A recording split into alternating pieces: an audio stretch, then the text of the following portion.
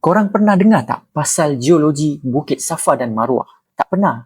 Tak apa, sini geng Geo nak story. Safa dan Marwah ni geng, dua bukit kecil dalam Masjidil Haram Mekah. Ramai yang kenal sebab ibadah sa'i. Tapi kalau kau tengok dari sudut geologi, dua bukit ni sebenarnya ada cerita tersendiri. Secara geologinya, Safa dan Marwah ni bukanlah gunung atau bukit yang besar mana pun geng. Tapi dia ni sebenarnya sebahagian dari Banjaran Hijaz, iaitu satu kawasan batuan lama di Semenanjung Arab. Kedua-dua ini sejenis batuan yang sangat keras, iaitu lebih kepada granit dan metamorph. Itu sejenis batuan yang terbentuk dari tekanan dan haba sejak jutaan tahun dulu tau geng. Proses dia terbentuk bila mana kawasan Arab ni berlaku pergerakan plate tektonik dan kerak bumi bergerak dan bertembung. So, batu-batu lama ni naiklah ke atas.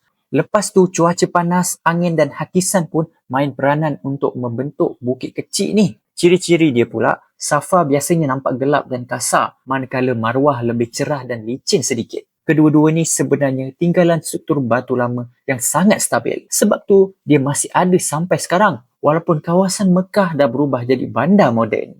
So geng, sebenarnya Safa dan Marwah ni bukan sekadar dua bukit kecil untuk ibadah. Tapi dia juga sisa sejarah bumi yang dah wujud sejak berjuta-juta tahun dulu.